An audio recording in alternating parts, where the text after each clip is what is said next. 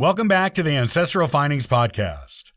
Rosalynn Smith Carter was our 39th First Lady, wife of former President Jimmy Carter. Growing up in poverty as the daughter of a farmer and a dressmaker, she entered the political sphere when her naval officer husband got elected to the Georgia State Senate in 1962. She has been involved in politics and social causes ever since. Here is her story.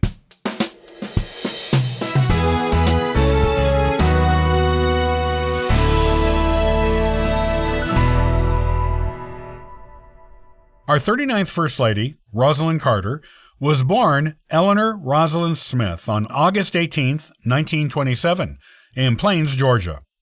She was the eldest child of 4 children born to Wilburn Smith and Alethea Allie Murray. Her father was an auto mechanic and farmer, and her mother was a dressmaker. Her younger siblings included 2 brothers and a sister. Rosalynn went by her middle name from a young age, and that middle name was bestowed on her in honor of her maternal grandmother, Rosa. Her family was impoverished when Rosalynn was young, though she always said she and her brothers and sister were not aware of it, because no one else they knew had any money either.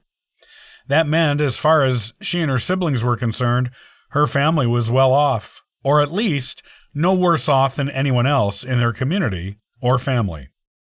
Her town's community life centered around church and school, where most everyone gathered on a regular basis, so everyone in the town knew each other.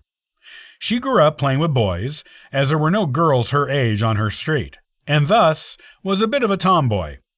Her childhood hobbies included drawing buildings and looking at pictures of airplanes, and she thought she might like to be an architect someday.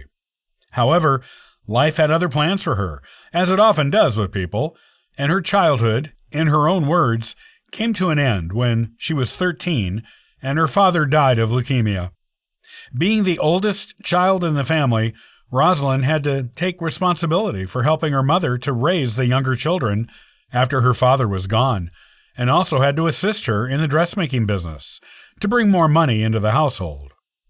Rosalynn always said her mother encouraged her to be independent and to do what she had to do to make her dreams come true, as well as to get by. Because her father always dreamed of seeing Rosalynn go to college, Rosalynn worked hard at high school. She graduated as class salutatorian and enrolled at Georgia Southwest College. However, she had to drop out later because the funds for her to continue her studies were not there, and she was still expected to help care for and financially support her mother and siblings. Rosalynn began dating Jimmy Carter in 1945, when he was a student at the U.S. Naval Academy in Annapolis, and she got a crush on him after seeing a picture of him in uniform. Their families already knew each other, which is how she had access to the picture.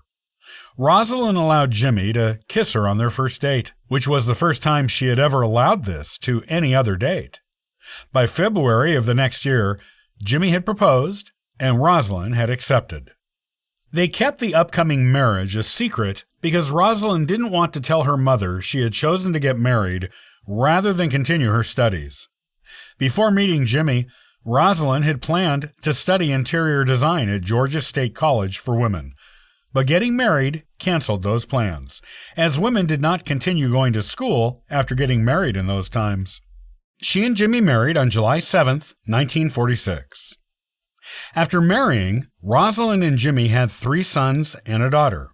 The first 3 children, which were the sons, were all born while Jimmy was stationed elsewhere with military duties, and Rosalynn enjoyed the independence his postings gave her to raise their children alone as she saw fit. She even opposed him resigning from the Navy and coming home to Georgia when his father was dying, and refused to speak to him for some time afterward, communicating with him through their children.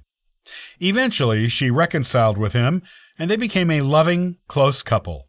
With Jimmy home, Rosalynn helped him with the family peanut farm business and warehouse business, and with 3 sons, wanted another child, but could not have one because of a large benign tumor on her uterus. She had the tumor removed 12 years later and gave birth to her only daughter, Amy. Jimmy began a political career in 1962 with an election to the Georgia State Senate And politics was a part of Rosalynn's life from that point onward. When he eventually became president, she declared she had no intention of being a traditional First Lady. She was active in Jimmy's social, personal, and political life, sitting on his cabinet meetings so she could remain fully informed on current political events. She wrote notes at these meetings but did not speak, as she was there just to become informed. It was her desire to be able to speak intelligently and accurately on political matters when she traveled the country and the world and was questioned by the press on these things. She joined former First Ladies Lady Bird Johnson and Betty Ford in publicly supporting the Equal Rights Amendment. While she did entertain at the White House, she never considered it her primary job as First Lady. While outsiders saw her as demanding, she saw herself as being a full participant in her husband's administration and was pleased that the public viewed her as a demanding First Lady. She was criticized for not being as feminine or soft-spoken as her predecessors, another thing she took as a compliment. Rosalynn was the first First Lady to have her own office in the East Wing of the White House. She also had her own staff director for the East Wing, which was a newly created position at the White House. Despite public criticism of her performance as First Lady, including how she paid little to no attention to fashion, she maintained high public approval ratings even when Jimmy's were failing. At one point during Jimmy's presidency, she was tied with Mother Teresa as the most admired woman in the world. It was also said of her that she was the most politically active First Lady since Eleanor Roosevelt.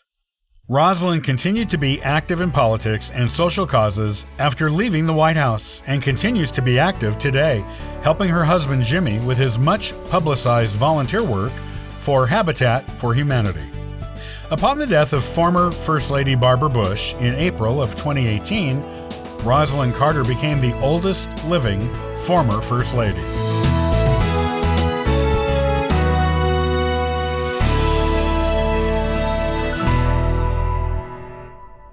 Did you know that Ancestral Findings has been answering free genealogy lookups for the past 27 years? Come on over and download a free genealogy ebook, request a free genealogy lookup, and sign up for the free historical postcard giveaway. Thank you for listening and subscribing to the Ancestral Findings podcast. It's greatly appreciated. I hope you have a wonderful day and happy searching.